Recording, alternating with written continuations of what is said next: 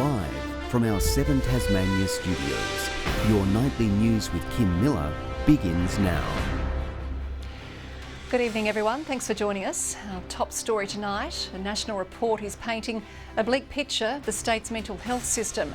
The latest figures show Tasmania in the past 2 decades has had the biggest reduction in public mental health beds in the entire country. The government says there is a long way to go, but record investment will have a positive impact.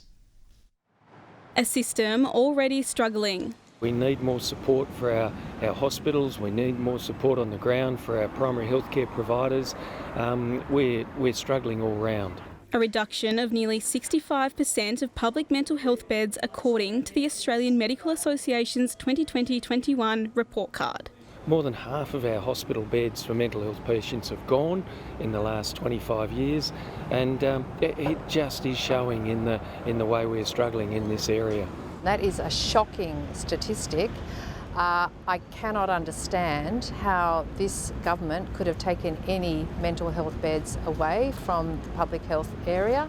Some patients spending more than a day waiting in emergency departments, taking an extra toll on their health. 28 hours in a busy ED department with a mental health problem is just atrocious. To have to be at that point where you're presenting in an emergency department in that state of mind, and then to have to wait 28 hours is just devastating for those people. An increase in patients using an ambulance to get mental health support, adding to the demand for our paramedics. These patients are usually waiting longer and longer to present, so they're presenting much sicker with psychoses or drug-related issues. The report doesn't take the pandemic into account. However, the figures have remained about the same since 2014. The problem hasn't gone away, the problem hasn't reduced, it's very real. The data is very skewed because of COVID. Reality is we have a major problem and we need to deal with it. Prompting a push for more to be done. This is an area that we have been calling on the government to do more in for many years. They have to act because this is putting lives at risk. The government say it recognises people are increasingly seeking support and have invested record funding since 2014. Adding, while there will always be a need for acute mental health facilities, they are supporting more community-based and early intervention options. We've just let things fall down for too long and we need to make some serious change. Talia Jordan, 7 Tasmania News. The Tasmanian Parliament will pause tomorrow to apologise to those affected by child abuse in state care. While many are travelling to Hobart to hear the apology, countless others won't be there, some because they didn't know it was happening. Jack suffered years of abuse in the Ashley Youth Detention Centre, as recently as 2 years ago. It still haunts him. Just the smell sometimes like makes me feel sick. Like if I smell the same thing as what Ash smells like, and anyone that's been there, they'll know what I'm talking about. And you never get that. You'll never forget the smell. Jack can't read or write well. He can't understand why nobody from the government called to let him know the apology was on. He says there are many more like him. None of my friends heard of it, not me. I talked to my 2 best mates to this day, what I was in there with. A lot of the time, they don't know anything about it. Last week, several victim survivors told 7 Tasmania News of their reservations about tomorrow's apology, ranging from the timing to the location. Jack says this apology feels like it's set up for show. All they had to do was, call us people and just set a meeting with us and apologise. There's a lot of information out there, and as I say, I really encourage any victim survivors to take the opportunity, if they'd like to tune in. The apology will be held at noon tomorrow and streamed outside to the lawns as well for those who don't want to go inside or missed out on a spot in the public gallery. For those people who feel that this is going to be part of the process for them to heal, tomorrow will be a really important day. For others, it might be quite a distressing day. What will really matter is how the government responds to the recommendations of the Commission of Inquiry. It's those tangible steps to make sure that children and young people are kept safe from harm in state institutions. The first step towards healing, but by no means the last.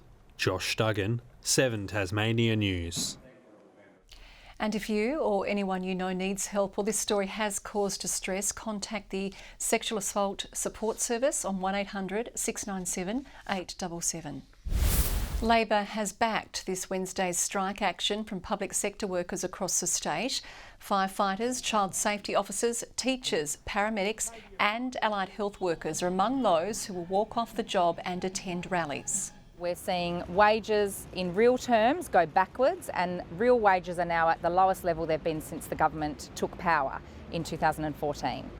The state government has called on unions to return to the negotiating table, saying the offer presented is fair and affordable. Tasmanians are being urged not to become complacent this bushfire season despite a cool and wet spring. The warning comes as the fire rating system receives its first overhaul in more than 5 decades to simplify the message to residents. A new system for a new era. Tasmania's fire ratings have been based on data patterns developed in the 1960s. Since then, there's been a revolution in how blazes are monitored, including predicting how each type of plant will burn. We look at different vegetation types. We're able to input live data from the Bureau of Meteorology as well, so we can take the weather on the ground in that location at the time. A new national system comes into force this summer. 6 ratings have become 4: moderate, high, extreme and catastrophic, with clear advice for what action should be taken. The TFS website will also have a rating for each region.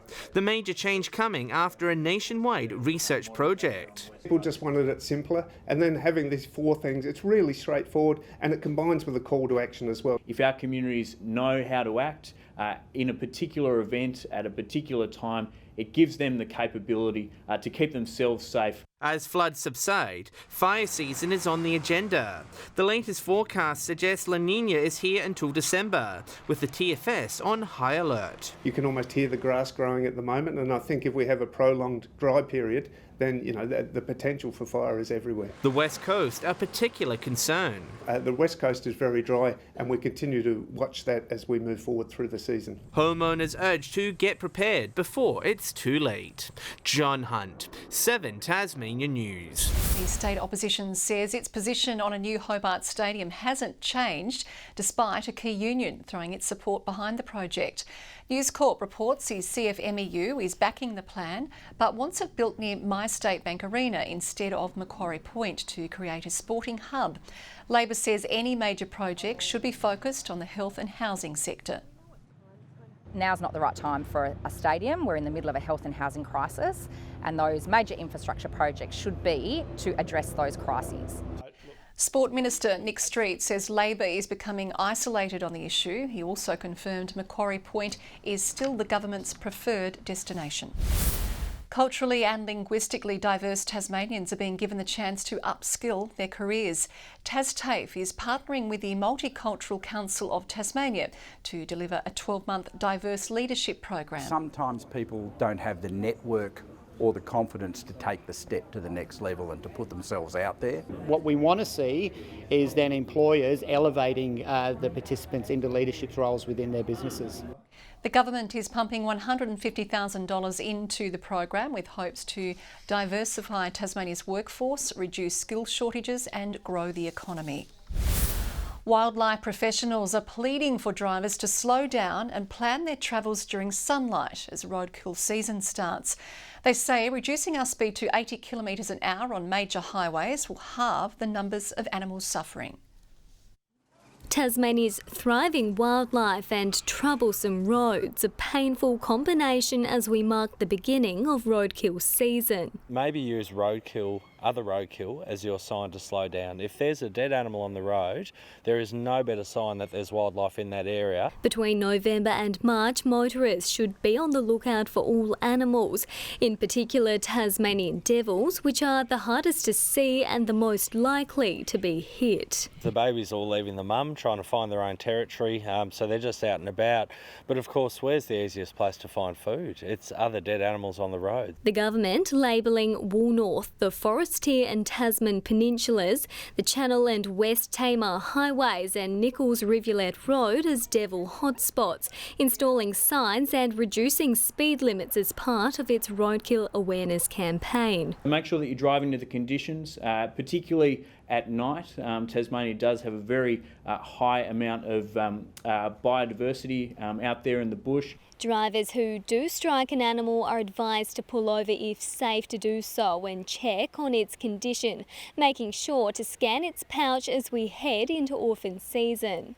If you're unsure, you can call us 24/7. We'll talk you through what to look for. Brianna Boylan, 7 Tasmania News.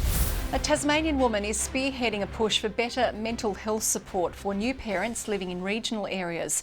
1 in 5 new mums experience postnatal depression and anxiety, with the problem far worse for those living in the bush. It might be blue skies today, but it hasn't always been like this. Steph struggled with postnatal depression after the birth of Elliot nearly 4 years ago and her move from city to farm. It was like overnight I lost my village. We had no family support here. I didn't have access to a mother's group. Things became really tricky. With her husband, a farmer working 7 days a week, finding support was tough. A mother's group out of reach for her and many other mums. Social isolation is known globally as a leading health risk factor, both physically and mentally. So the fact that so many rural women don't have access to something as simple as a mother's group is just, in my case, unacceptable.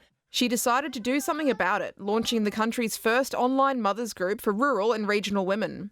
With Perinatal Mental Health Week underway, advocates are calling for an end to stigma around getting support during and after pregnancy. It's a really tough period, and I think a lot of people need some validation around how tough it actually is. Steph is the current National Rural Woman of the Year, but she says there's more to be done. We need to be using, mental health resources in that preventative phase. So whether it's something like Motherland or other resources and tools, we need to decrease the stigma and get people talking to someone before it's a big problem. To help make what can be a bumpy road a bit smoother. Annie Green, 7 Tasmania News. A Signet potter has picked up the coveted Premier's Award at this year's Tasmanian Craft Fair.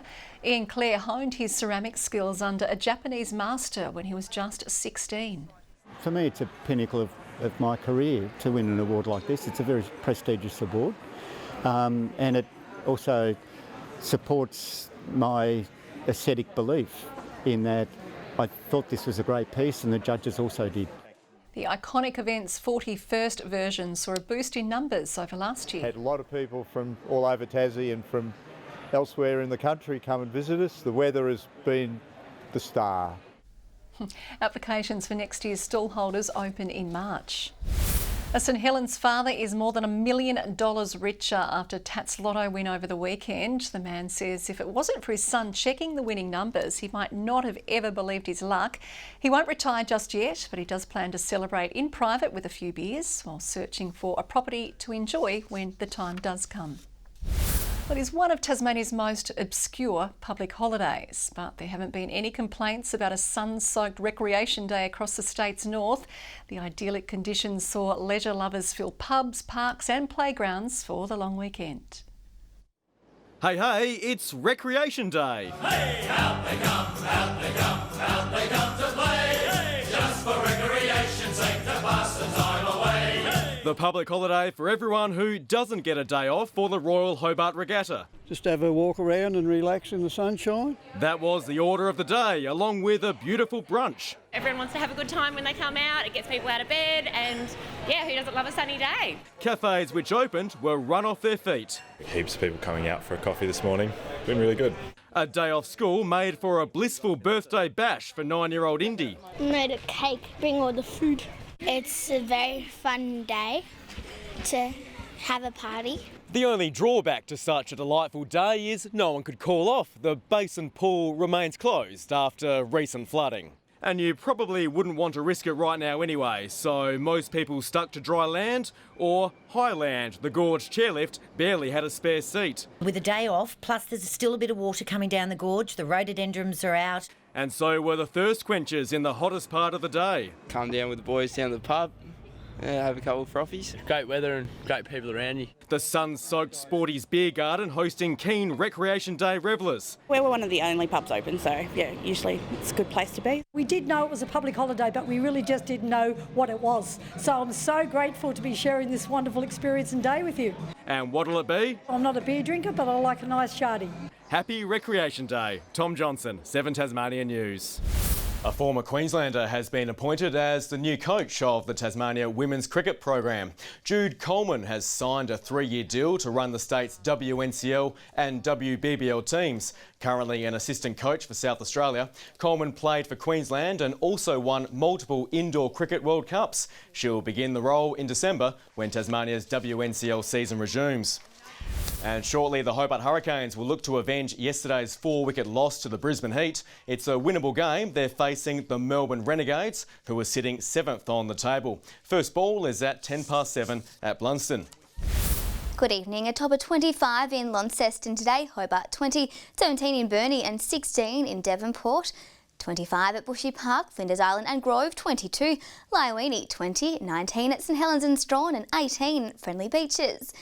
Cloud developed over the east of the state today with low-level cloud over the Bass Strait extending to the north coast. Further out, areas of cloud with some thunderstorms can be seen across parts of WA, Victoria, New South Wales and Queensland, with remnant thunderstorm cloud along the eastern border of South Australia and the Northern Territory. Tomorrow, a ridge remains over Tasmania, bringing some settled conditions to the state, while a low-pressure system moves over the Bight, bringing a series of associated troughs to the mainland. North to northeasterly winds of 5 to 15 knots with onshore afternoon sea breezes and southwesterly swells reaching 2.5 metres in the west and south. Mostly sunny and 25 in Hobart tomorrow, Adventure Bay 19 and a top of 24 for Tarraleah. Sunny and 27 degrees in Launceston, Devonport 22 and mostly sunny in Bridport. Sunny and 20 in Burnie, Strawn 24 and a top of 22 in Marrawar. St Helens 23, sunny in Swansea and mostly sunny and 22 in Whitemark. And tomorrow's UV sits at high 8s across the state. Looking ahead to the 3-day forecast, find apart from some isolated light showers about the elevated parts of the north on Wednesday, 28 in Launceston and 25 in Hobart. Thursday, showers developing about the north, extending statewide during the afternoon with possible thunderstorms about the northwest in the evening. And showers across the state on Friday with possible thunderstorms about the east and south. Partly cloudy in Sydney, Canberra and Perth tomorrow, Melbourne 27, mostly sunny and 33 in Adelaide and a top of 34 in Darwin. Right now in Hobart it's partly cloudy, Launceston 19, Devonport sunny and 16 and Kim, your holiday is officially over, Murph is back tomorrow night. And that is all your news for now. Thanks for joining us. I'll have updates throughout the evening, but for now it's good night.